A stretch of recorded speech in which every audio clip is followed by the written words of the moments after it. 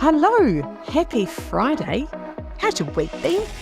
I've had a very big week. I've had a lovely week. I was at an event. I had some lovely meetings. I've done a little bit of flying around. I quite like a bit of flying around. But I'm in an interesting dilemma at the moment. I'm in an interesting dilemma about lowering expectations. So I've always had high expectations, right? My whole life I've had high expectations.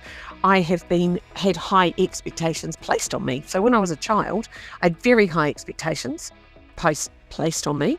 My father had ridiculously high expectations of my brother and I, and he was very big on what he expected from us, and that, that like I remember getting 97% in an exam and him saying, "Where's the other three?"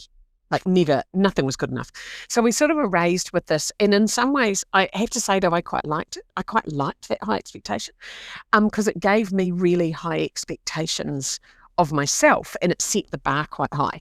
So I've worked really hard all my life because I was always really trying to meet an impossible standard.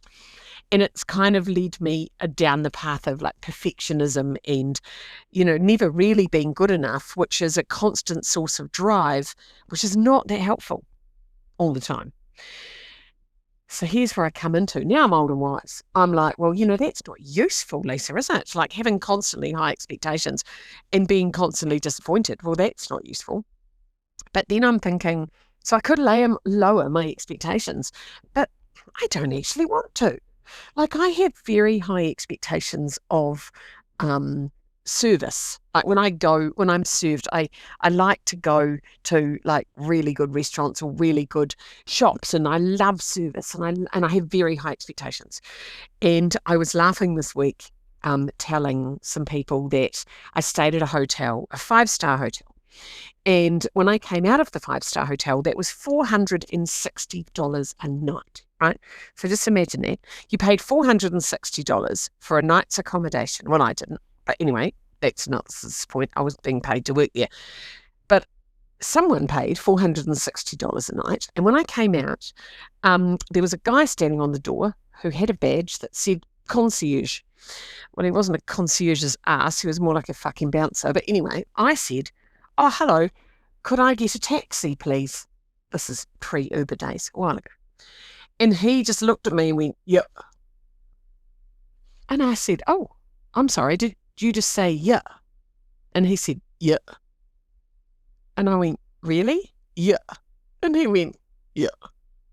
And I was like, fuck, he doesn't get it at all. And he was like, "Yeah, like, you deaf bitch." And I'm like, well, I am a deaf bitch, but actually that's not the point, right? And I was like, what the fuck? Obviously I hadn't had enough coffee.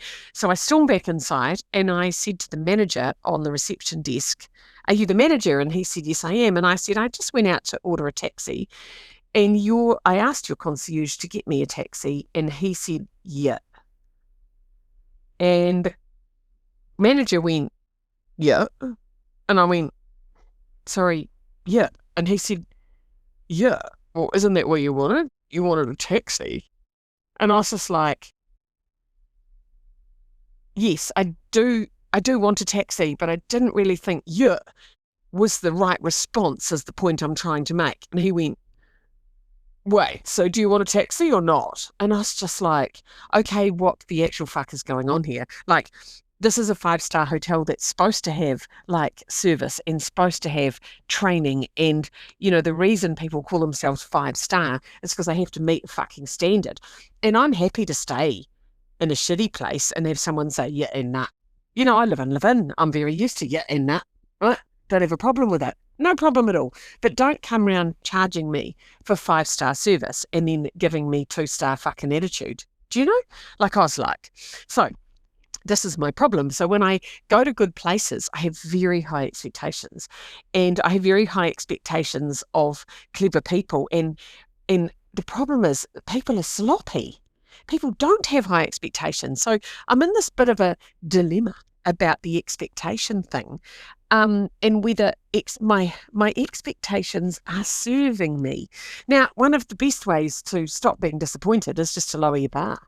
Right? If you have no expectations, you can't be let down, right? And it's like emotionally exhausting running around hoping that people are going to meet your impossible standards, which is amazing, right?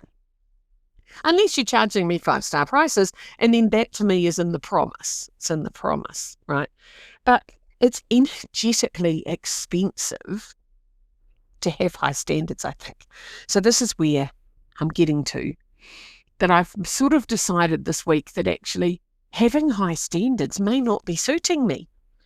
The dilemma I've got is I don't know whether I can drop them because they're such a part of who I am. And even in my work, I'm like, I teach people how to be better. I teach like leaders how to be less shit.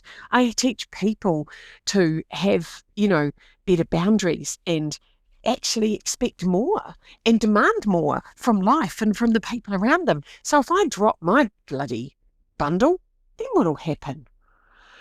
Oh, I tell you, so I've got to decide, do I want to continue to be disappointed? Do I want to continue to be like, wow, that was shit? Or am I going to lower my standards and sort of let it go? And I've tried the whole frozen fucking let it go. But turns out I'm not that good at letting things go. So I'm a little bit, I get a bit prickly. And I think, no, fuck yeah, I'm not going to let it go. Because I really love Hannah Gadsby. Hannah Gadsby is an Australian comedian, and she does this brilliant, she's got a brilliant comedy on, what's it on? It's on Netflix, and it's called Douglas. Now, her first ever show was called Nanette, and while I thought it was very clever, I'm not going to lie, I didn't like it. It was a bit man-bashing. There was a bit of man-bashing in Nanette. It was very, very clever, but I was concerned because I thought, well, I'm one of these people. I'm a feminist that believes in equality, and I don't think by wrecking men we're going to raise women up. Right. So Nanette was a bit like, fuck, hang on a minute. What about the lovely white men in the room who are lovely? Like, that's not very fair, is it? But anyway, that's her choice. And she's a very, very clever and powerful woman. But I urge you to watch Douglas because it's fucking pure joy. And she's so clever. She talks about art history. She talks about her autism. She is so clever. So it's called Douglas. And she talks about that when she gets something sets her off, she calls it a pufferfish moment, and how someone will say something like a concierge saying, yeah, and she goes, and she's instant pufferfish, just. And so my kids know when I'm going to pufferfish because if someone rolls their eyes at me or shrugs their shoulders, I'm just like straight up fucking pufferfish. Like, and if someone says yeah or nah, and I'm paying a lot of money for that service, instant pufferfish, right? So it's a very interesting one, isn't it? And they know what I stand for and what I don't stand for and what I'll tolerate and what I won't.